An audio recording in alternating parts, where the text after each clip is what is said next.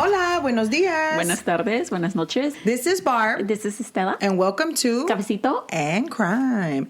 So today we are Going to be ahead. Yeah. We're doing this there's a big reason for this. But we're not going to say nothing, but we're going to. I don't think we've ever been ahead like this because this episode won't come out until like the end of April. Yeah. So hello, future us. How are you? 2 weeks ahead. We're 2 weeks. Look at us. Dude, that at that time, I'm going to be a year older.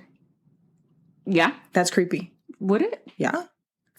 Yeah. Yeah. Mm-hmm. So happy birthday. By the time this comes out, Barbie's birthday would have already passed 3 days before. 3 days. So happy late birthday to Barbie. Thank you. But in this time, it's still not yet Barbie's birthday. Not yet. So in this time, todavía no. Falta una semana. So, by the way, guys, the Swifties are going to go see Taylor Swift. We are going to go see Taylor Swift. I'm so excited. It's so exciting. So I don't know if anybody else has already gone. If you have, let us know. But I am dying. Like me too. Especially because we thought that we were not going to go see her because we didn't get tickets. It was last minute. It was last minute. Ticketmaster took. By the time they hear this, we've already gone to see Taylor. Yeah, yeah. Ticketmaster texted me earlier this. That was like less than a week ago. Tuesday. Yeah. Like less than a week ago, which is like an hour and a half, a week and a half before the Houston shows. And they're like, hey, loser, you know how you didn't get a chance to get them last year when everything went down? Loser. Here's your chance. They were like, there is a very limited amount of tickets. So here's your code. Go in there. And that's exactly what I did. And see if you find something, see if you find something that's... Because yo me dije, I was like, we're just not going to go because I refuse to buy resale. I'm not going to do it. We talked about it. We even talked about, I was like, okay, Stella, how much do you think we should... Like, if we do go resale, how much would we pay? No. And Stella's like, I don't think so. I don't know, blah, blah. So then... Like, we were just like... Because those resales, I'm sorry. I wasn't going to pay $400 for a nosebleed seat, personally. I wasn't going to do that. I love her, but I don't love her for $400 in the nosebleeds. Right. I want to be closer to you. Yeah. So then the next thing you know, Estela surprised me. It was for my birthday, we're going to go. And we have all Taylor Swift down outfits by now. Yeah, we have our plans set. Yeah, and we're so excited. Okay. We're big Swifties here. So anyway, today's episode is going to be brought to you by... Estela Gurusquieta. All of that. All of my whole government name. Yeah, Estela Maria Gurusquieta. Anyway, I don't have a middle name. I know. I'm just kidding. But anyway, so if you don't mind, let's go ahead, or if you would like to, not if you don't mind, if you would like to, go ahead and grab your cafecito or your margarita. Or your tea. And let's get started. So... For today's case, we're going to Seattle, Washington. Ooh, we've always wanted to go to Seattle. You and Alex? You never want to go to Seattle? You already went to Seattle. I've always wanted to go to Seattle. You've been twice. Okay. Yes, I have. I've never been to Seattle, but that's exciting. Yeah, it is. And I feel like we already kind of been there when we were talking about Israel Keys. You know, he was fucking shit up over there. Yeah, but it wasn't like he was... just there, right? He was in Alaska. Mm-hmm. So the fun, random, interesting fact about Seattle is that it was originally called New York. What? Yeah. It was a part of New York? No, like that's the initial first name. Was New York. Before Seattle, yeah. So when settlers first arrived in the area and founded the town in the early 1850s, that is what they called it. And then the word alki was added at the end. New York alki. Yes, which translates to by and by in Chinook. I think that's how you say it. And Chinook is the language of the Chinook tribes, which lived in the Pacific Northwest, indigenous. At some point, they moved and named their new village after Chief Seattle. And the rest is history. That's great. I did not know that. I had... no idea. Oh my God, my glasses are super dirty. I'm sorry. That is so awesome. Yeah. So I did, there was a whole bunch of other ones. I'm sorry. Like I think the first gas station was in Seattle. Oh, cool. Yeah, allegedly. Wasn't the one time that we did one that there was more, oh no, it wasn't Seattle. It was somewhere else there was more coffee shops than places. Alaska. Yeah, the Israel. Alaska, yeah, right? the Israel it Keys. was, But the first Starbucks was in Seattle. Also. Yeah. So if anybody if Starbucks would like to hire me, that would be great because I need money for a quinceañera. Now, today's case is kind of recent. I'm sure you probably heard about it. It was about the TikTok suitcase murder. No, actually. What? No. Maybe if I start talking about it, you'll know what I'm talking about. I don't know. Es que no me sé los nombres. Yo solamente sé de que la señora de la vecina de la calle le pasó esto. I don't know why I can't remember names. I'm not good with names. You are so good with names. I can't. Yeah. Yeah. Okay. So in the early afternoon of June 19th, 2020, which was like right in the middle of the, I heard somebody say instead of calling the pandemic, they called it in the middle of Panera Bread. It was in the middle of Panera Bread. In the middle of Panera Bread. Mm-hmm. A couple of teenagers were out on a scavenger hunt of some sort. And they got random coordinates from an app called Randonautica. I remember now. You remember? Mm-hmm. Okay, so have you ever heard of Randonautica? No, but I know that I read about that, and I know that I was like, what the hell is that? And then I looked it up. Do you remember? No. Okay. I had no idea what it was either. Apparently, it became really popular during the Panera Bread. Mm-hmm. And according to randonautica.com, Randonautica is a tool to enhance the human experience and to test the hypothesis that your consciousness can influence the random numbers or coordinates that you received on the app. So you get on the app with a goal in mind, right? And you get these random coordinates. So you go to this location and you're supposed to find an answer to a question that you have. ¿Sabes qué, Estela? Or find something of meaning. Te voy a decir algo. That kind of thing. ¿Sabes qué? And after you get to your destination where you were supposed to go, you figure that stuff out, and then you get on the app forum, and then you report on your findings. ¿Sabes qué, Estela? Esas son chingaderas. Porque I don't know what the fuck you're talking about. I knew you were going to say that. That's so confusing. Like, you have to go and get the coordinates, and no, they give you the coordinates, but because you want to have an answer of your life and shit. Yeah, like, something like fuck? that. No, that's too much. So apparently there have been some creepy coincidences with the app. Yeah, and these random coordinates. Have you ever seen? Sorry, side note, but have you ever seen like people that say that they can find stuff on Google Maps?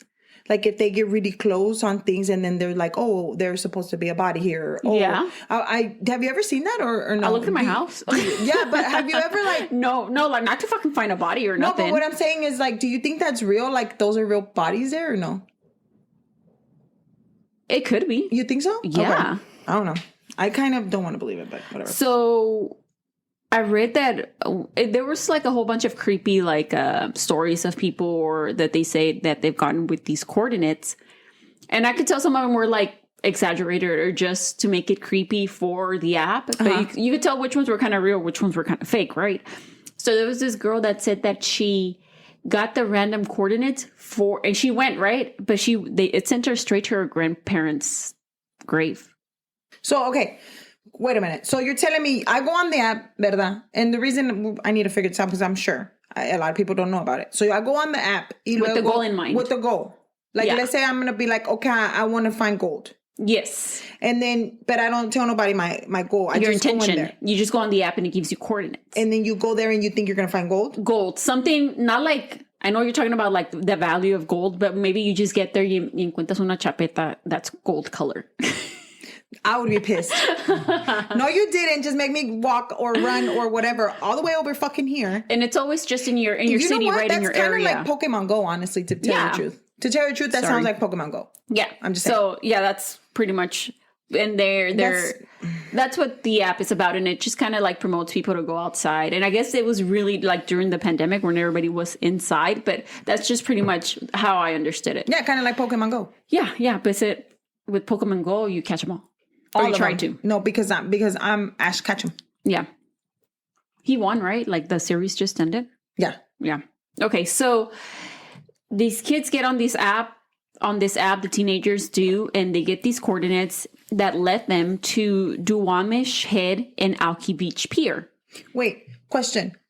Can anybody go in the app? Like 18 and older, or does it like anybody? I don't know. I don't think it... Oh, and I asked my niece, the oldest one, because, she would know. And she said she had never heard of it. Maybe it's not popular. It was. That's the thing. It was really popular during the pandemic. Like, that's when it was like... Well, pero maybe like for her at that moment it wasn't, but that's weird. Okay.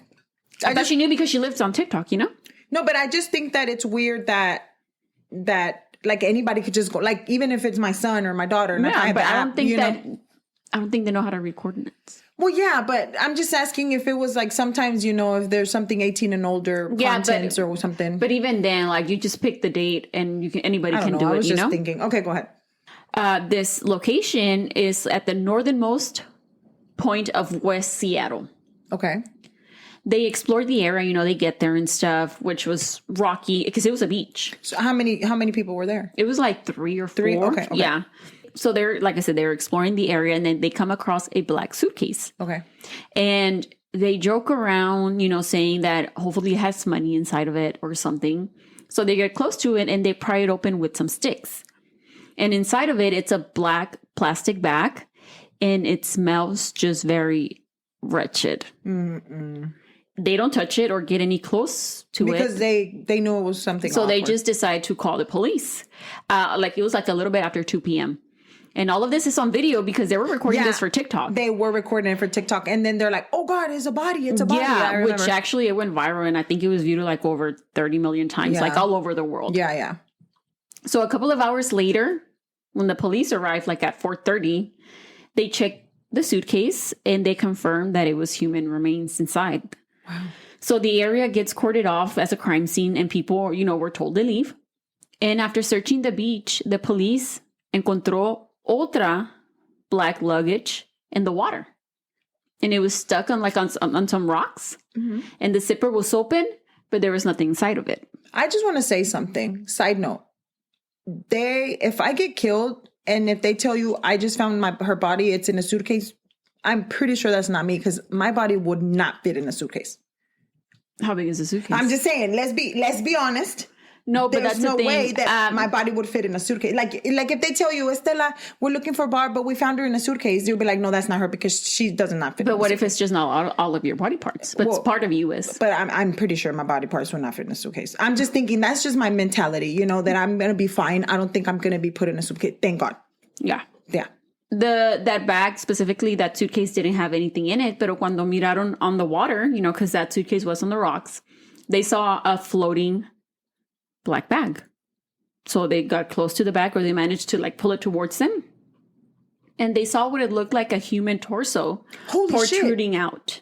No, I didn't know that. So they continue.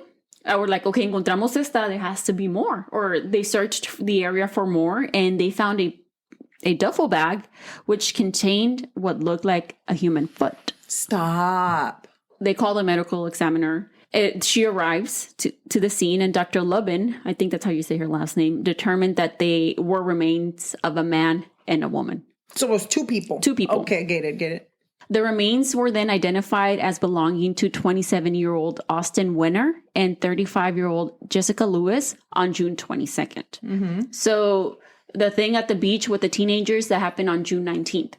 Oh, so it was quick. Yeah. Wow. And then, the medical, they got it, the process has started. Okay.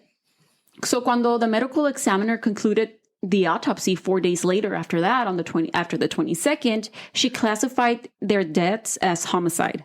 Y dijo que both victims had been beaten, shot, and then they had been dismembered on June 9th or around June 10th. Wow.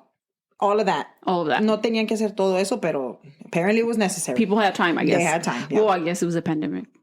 No tenían. It was a Panera Bread. It was a Panera Bread. No había nada. So Jessica had multiple gunshot wounds, and Austin died of a single gunshot wound to the torso. But also, adentro de su boca de él encontraron what appeared to be animal feathers and grass. Wait a minute. Animal feathers like a pájaro? Or un chicken? And grass. And grass. So it sounds like maybe a chicken. You're right. So according to Dr. Kathy Taylor, who reviewed the findings of Dr. Lubin and examined the victims' remains herself, she believes that they were killed and dismembered in the evening and inside a space, not outside, because there was no insect activity on the bodies. Oh, I see. Okay. Yeah. So they weren't they weren't decomposing, and there was maggots or whatever. Maggots or whatever. Yeah. Okay, got it. She also stated that she believed that there was more than one person involved in the killings and dismemberment due to the way that the bodies were cut. Porque dijo que it was como disorganized. Okay. And it appeared to have been done in different manners. and with different cutting instruments. So let's say you and I, por decir, we know that you're not a criminal. I'm not a criminal. No, thank God. I would just cry. Yeah, And me too. I'd be like, you're like, oh, you do one and then I'll do the other one. And we would go about it different ways, right? You're like, como yo puedo, como tú puedas, that's your way. And then I would find my way. Yeah. You would probably, so that's why you would probably organize everything before and probably put it on. No, I can't do it like this because this is not the way I usually do it. Like, okay, it's just the body, that's what you would do. And then I would just be cutting everywhere. Por donde puedas. Por donde pueda. No, Yeah. así se puede, hombre. So that's why she thought that it had to have been more than one person. That's why she's a doctor. That's why she's Dr. Kathy Taylor. Yeah. So then the families of the victims, they had been identified. So then the families were notified. Oh, wow. Yeah. It's really sad. Yeah. So Jessica Lewis and Austin Wenner were a couple, and they had been in a relationship for about 8 years. Wow. So Austin was like not even 20. Jessica was born on August 28th, 1984 in Maple Valley, which is a city 32 minutes away outside of Seattle. And Gina, I think this is how you say her last name. I'm sorry if I missay it or mispronounce it. I'm sorry. Jashki, which is Jessica's aunt, who she was really close with, described her as just like she was beautiful and just a ray of sunshine. She worked as a caregiver in an assisted living facility for developmentally disabled adults. And she said that's just que tenía la paciencia for that. That's just the type of person that she was. So that she had a very big heart, and she was a mother of 4. Wow. And they were from a previous relationship. And at the time of her death, 2 of her kids, they had already graduated high school. And then she had one in middle school. Y luego tenía uno chiquito. And she's 35? Yeah, so I'm sure she just had him young. Ooh. And then su tía dijo que the youngest one, she didn't disclose their ages or anything like that, pero dijo that the youngest one was old enough to be aware of what was going on. Definitely. Yeah, so I can't even imagine, dude. Austin Wenner, who was known as Cash, was born on December 3rd of 1992 in Kent, Washington, which is also not far from Seattle. I think it's like 25 minutes or something. And he was described by his mom as having just like a really big heart. Ella dijo que he just enjoyed the simple things in life, like the outdoors, country music, campfires, trucks, dogs, Jessica, and his family. Oh, that's so sweet. Was he from Texas? I'm just kidding. Y dijo que he also had a child from a previous relationship, but that he just stepped up to take care of everybody. And he was only 27, which is... That's what I'm saying. Yeah. Like, he was very And they had young. been together for a long time, I guess, when they started dating. I guess he was 19. I'm telling you, he wasn't even 20 yet. He's like 19. Yeah. Uh-huh. As a couple, Jessica and Austin were described as just like good-hearted people. And that they loved each other very much and stuck together through thick and thin. Okay. That's why, they're describing them as these type of people that are just good people, that their families were like in fucking shock. You're like, what the fuck? Who? Dude. Especially since it's always them, dude. It's always them. Especially since they had just seen them not that long ago. Like, cada uno, like each of their family were saying, I just saw them a couple of days ago, or I just saw them like a week and a half ago, or I saw them 2 weeks ago. So it wasn't something that maybe they were dead for a long time, because they had just seen them. Okay. Yeah. Mm-hmm. Gina, su tía, set up a GoFundMe page to raise reward money for anyone that had any information about who could have done that to Austin and Jessica. And the families also reached out to TikTok to have the video taken down, which is understandable. No, definitely. But I don't think the people that posted was doing it maliciously. No. And they're kids. They're teenagers. They were teenagers. But the thing is, at the same time, if it would have been me and I wouldn't have left it on anyway. Right. But, I think a lot of people like trying to just see what happened and stuff like that. You would watch it. Yeah. And I think Gina even sent an email and a letter to TikTok. But for a while, they told her that it had to be the creator that had to take it down. And I think there was like some stuff where they didn't for a while, like the kids. And now it is. It's not on the platform anymore, but it's like on social. You can see it on like YouTube. Pieces, like that. Yeah. So the police were able to gather some information when they spoke to Austin's mom. And she actually drove them to where Austin and Jessica were living at the time, which was a home at 16466 Ambom Boulevard, where they rented a room for $1,500 a month. One room. One room. Okay, my pleasure. That's not in Texas for sure. You're like, that's my mortgage. That's my fucking mortgage, bitch. And they had been living there since December 2019. So right before the pandemic hit. They had just been living there. So se acaban de mudar para allá. Yeah. Mm-hmm. She also told the police that they that the only way that they usually would reach Austin is through Jessica's phone. So le hablaban a Jessica porque el teléfono de Austin estaba descompuesto. Okay. And that was corroborated by other family members like su dad de Austin or, you know, other people. Let's take a quick break. Persons of Interest is back, and it's bigger than ever. That scream will echo in my head for many years. Taser, taser, taser! He's gonna shoot! Oi! Shot fired! Shots fired, shots fired. Stay out, you gotta go on you! He had the perfect aim. I am absolutely stressed at that point. I have no idea where my officers are. Persons of Interest available everywhere you get your podcasts. And since they would say that he was a simple man, then I don't think he really cared. Like, he didn't. It wasn't like he was on social media or anything, you know. Su mom de él también said, told the police that Austin had some issues with some Samoans in the area. Dijo that he and Jessica were attacked at their place of residence, o donde se estaban quedando en el cuarto, with guns and were beaten up. Oh, shit. Why did I say it like that? Beaten up. A cousin of Austin's told police that he believed that Austin and Jessica might have been involved in some type of criminal fraud activity involving credit cards and the COVID-19 relief fund credit card. Oh, shit. And that they owed the Samoans dinero. The Samoans? Samoans dinero. Every time I think Samoans, I think of... but you don't watch 90 Day Fiancé, right? Yes. I know who you're talking about. Okay, yeah. But I don't care. Samoans. When I think Samoans, I think they're hot. Now... or like with a lot of tattoos and real strong. Well, I'm pretty sure they are strong, so... Detectives were able to obtain a search warrant for Jessica's number, cell phone records, and they found that her phone activity ended completely on June 9th at 7:08 p.m. Okay. They noticed that a call was placed at 7:01 p.m. to Michael Dudley, who was Austin and Jessica's 62-year-old landlord. At the time the call was placed, Jessica's phone pinged from a cell tower less than a mile from Michael's home. So, and their home, because that's where they were living.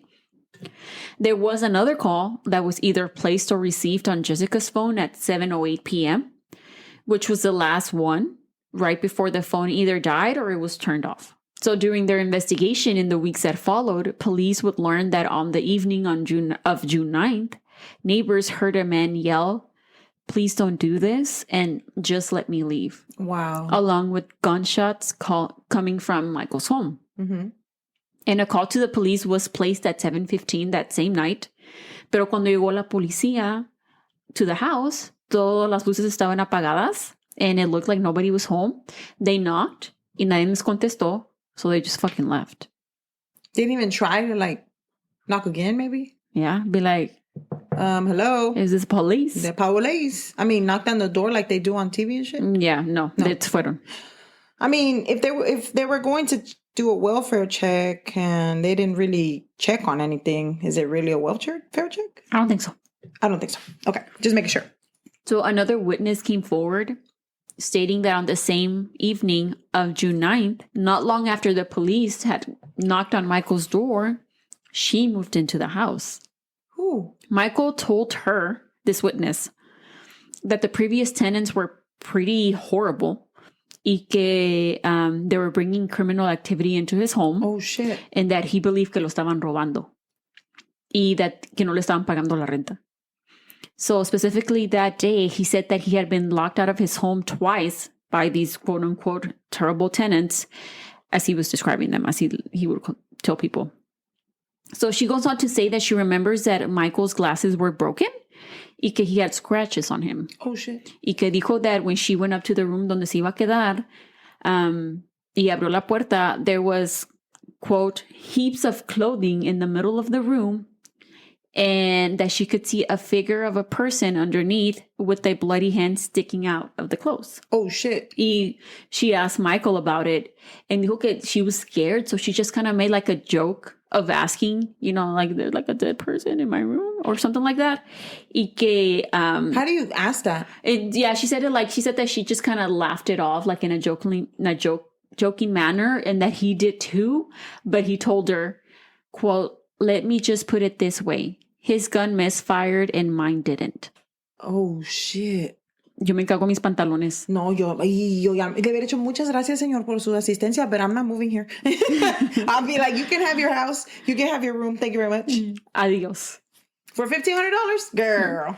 Bye. So Michael then asked her, this witness, I couldn't find her name, and I'm sure for good reasons, I guess, if there was somewhere else she could go. Meanwhile, he cleaned up, quote unquote, the mess. With the piles of clothes. Mm-hmm. So él le dio sus llaves de su truck so she could go wherever it was that she needed to go. And as she was leaving, she said that she saw Michael laying out large pieces of plastic on the basement floor. And then she left and didn't return for several days. Bitch, I would have left and never returned. I'm keeping your truck. I would have called the cops, be like, here's his truck. Y'all can go turn it in. I don't give a fuck. So there was also another person renting a room from Michael at the same time as Austin and Jessica. So how many rooms are in here? In the house? I don't know if it was 3 or 4. Was it like a townhome or something? No, it was like a house. There's pictures of it. It's like a good chunk. It's like a good size house. Okay. Uh-huh. So this other person that was renting the room from Michael, when police spoke to her, ella dijo that the room that she rented, que ella no vivía ahí, she mostly used it for storage. Oh, okay. Or when she needed to clean something up or something, she would go there. Y que she says that she remembers meeting Austin and Jessica at Michael's house on more than 3 occasions. Because remember, Austin and Jessica, they weren't there for long, from December up until, maybe like a month or 2? June. Yeah. Oh, no, 6 months? Yeah. Oh, wow. Okay. And the last time, this witness said that the last time that she went to the house, and as she was leaving, she said that she was walking past Michael's truck and that there were green and white garbage bags on the back of the truck. Y cuando pasó, that it just smelled really foul, and that it was the worst smell she had ever smelled in her whole life. Holy shit. And nobody's calling what time do they call the police, Estela? Tell me they call them at one point, because this is some stupid ass shit. First of all, if you see that something that looked like a hand sticking out of somebody, bruh, and then they tell you go ahead and leave, and then he jokingly says something about my gun did not miss, but his did. Bitch, You're never going to see him again. Be like, okay, yes, you sir. Know that, Buen día, señor. Ya me voy. Going straight to the fucking cops. You know that gif de Homer, that he's like disappearing into the bushes? That would be me. Like straight up. Be like, peace. No, you can have. And I would take the truck though. You'll be like, okay, I'll be back. Mm-hmm. And then I would just never come back. Yeah, no, I would go to the cops and be like, here's his truck. Can y'all go check? This is what I saw. This is what I saw. Yeah. Like, what the hell? Yeah. So police asked her if Michael had ever spoken to her about Austin having issues with any Samoans. Y ella dijo que Michael le dijo that Austin had stolen vehicles from the Samoans and brought them back to the house. Oh, shit. And since she was the one to bring the new tenant in, she asked Michael if the old tenants were going to come back. If so she could continue to lock her door to the bedroom, because that's what she did. And that he told her, quote, "You're not going to have to worry about them anymore." It sounds a little fishy to me, sister. So with this information, detectives obtained a search warrant for Michael's home on August 19th. So it had been 2 months. So they've been, gathering. Okay. 2 months. 2 months. He was taken into custody, and as CSI went over the home, not Horatio. They found the bullet holes in the room where Austin and Jessica. They found bullet strikes, spent rounds, and blood in the room that then they later discovered belonged to Jessica, but it was just like a smudge. So while in police custody, Michael was interviewed and denied having anything to do with the murder of Austin and Jessica. And he told them that they had been staying with him through quarantine and that they weren't able to pay him la renta and that they argued about it. Okay. And when asked about the blood found in the room, he told them that Jessica had cut herself before and didn't know if the blood was really hers. Oh, okay. And when asked about the bullet holes in the room, he didn't have any explanation for them. Oh, interesting. So up to that point, it was 2 months later, the room had recently been painted and cleaned. Ah, interesting. That's always a sign of something. So Michael was arrested right there and then. Yeah. So when the news broke of Michael's arrest, people were surprised. Because if you look a picture of this man, Barbara, he looks like a little sweet old man. Like parece Santa Claus, güey? Yes. A ver, déjame lo miro. It looks like he could be Santa Claus at the ¿Cómo mall. se llama? Michael Dudley. Michael Dudley. He could be Santa Claus at the mall. Michaela. Wow. Did I just sing on the podcast? Dudley? Oh my God. This fool could have been Santa. He looks like a little sweet old man. Literally, I just looked him up, and guys, I'm not lying to you. He has a full beard, blanco, like he's white beard and white hair. And he looks older than 62 there, right? Yeah, he looks older. And not only that, he has little bitty glasses, circle. He looks like fucking Santa. Yeah, Straight up. he does. Oh my gosh. So nobody could believe it. Yeah. Some people could, but a lot of people couldn't. I mean, but if they would have, maybe, I don't know, but yeah, if I would have seen him, I wouldn't believe it either way. Yeah. Yeah. Because when I was working on this case, my niece was there and I asked her, I'm like, hey, what do you think of this man? Could he be Santa Claus? She's like, yeah. And then I went on and told her what he did. She's like, oh. Yeah. So one person not surprised by his arrest was an ex-girlfriend of Michael. Su nombre is Marlise Gordon, who dated Michael on and off from 2002. What the fuck? Wow. This bitch said 2002.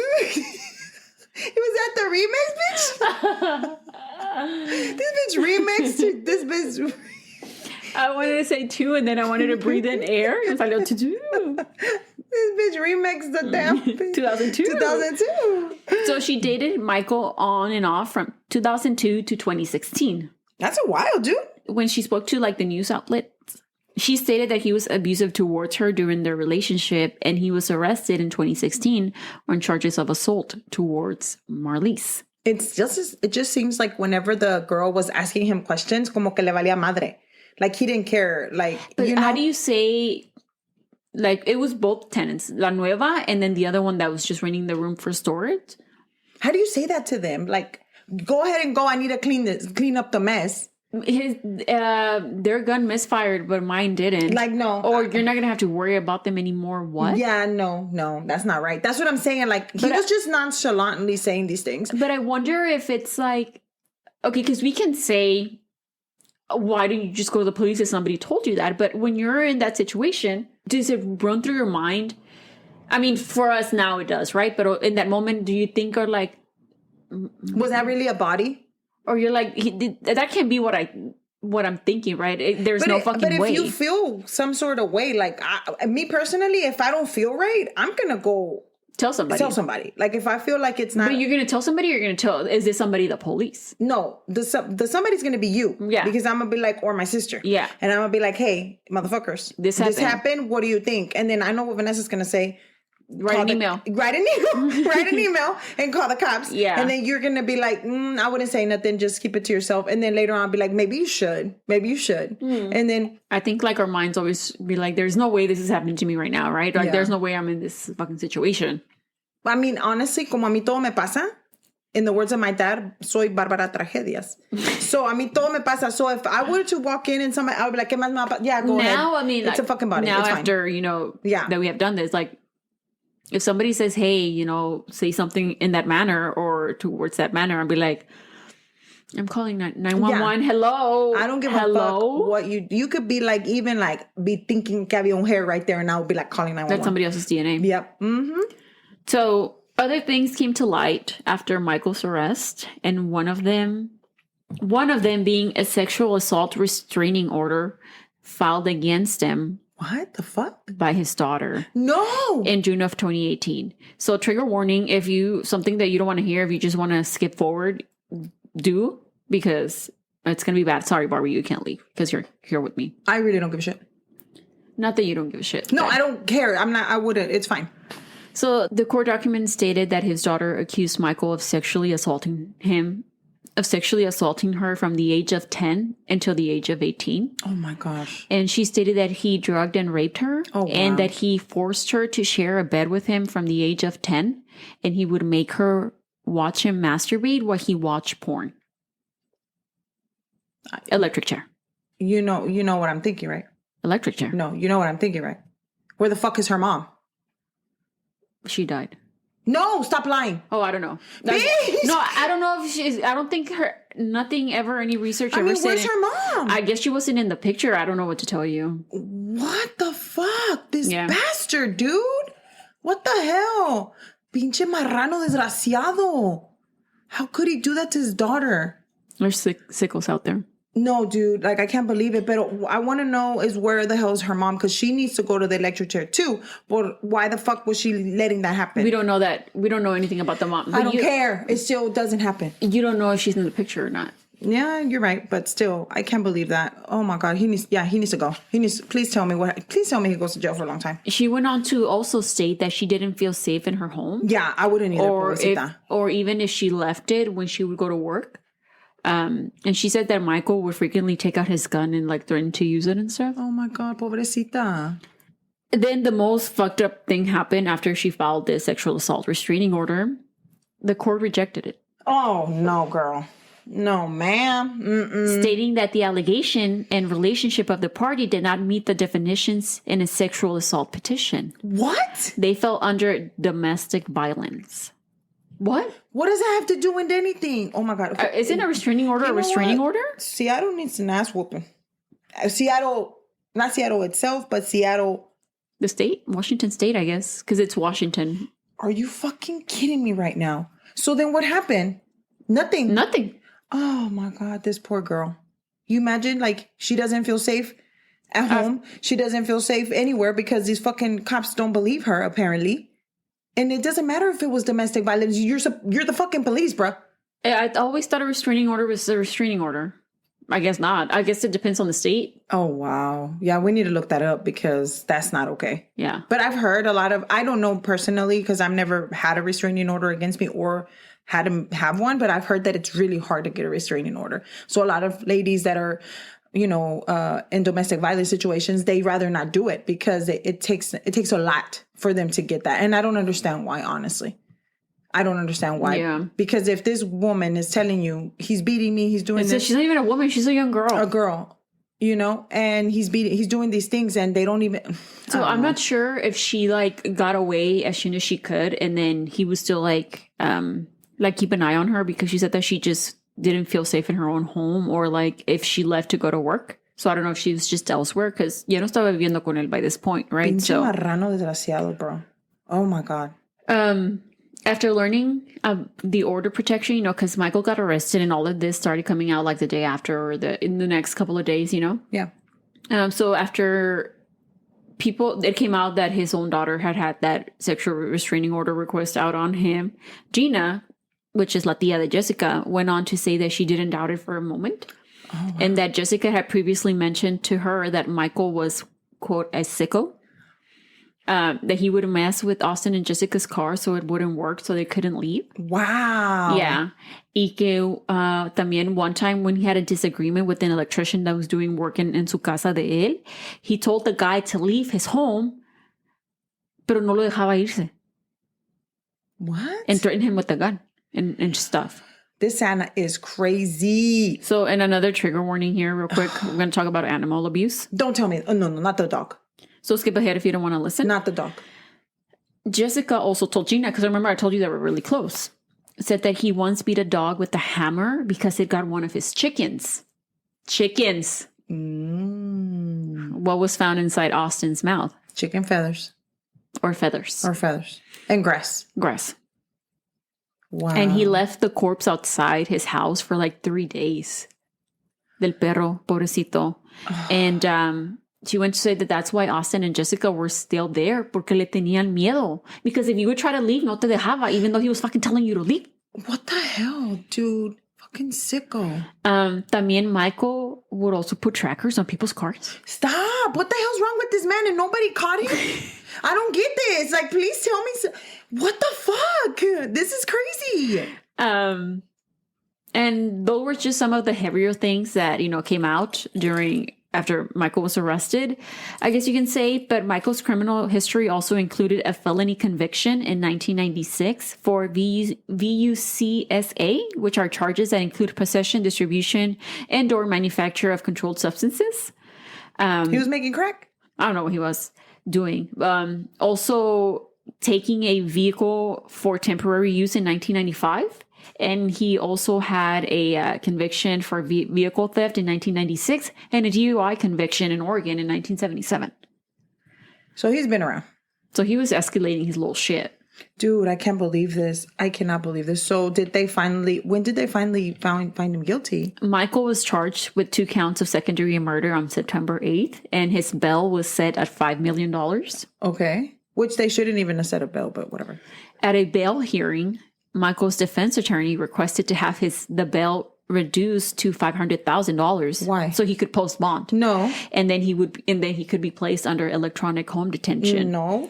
I don't give a fuck. You look like Santa. His lawyer argued that the state hadn't even finished gathering evidence, and it had been 6 months since his arrest up to that point. And they provided 11 character witness letters that attested to Michael's good reputation in the community. They were probably scared of him. They probably had trackers on their cars. Yeah. They explained that he had, quote, taken in people and helped people, and that he had also flown to California during the wildfires to help people in need. Is there a record of that? I don't believe that shit. His sister was also there and spoke on his behalf, kind of just reiterating the same thing. Gina addressed the court también, and she went on to state that Michael was well connected in California and was a flight risk.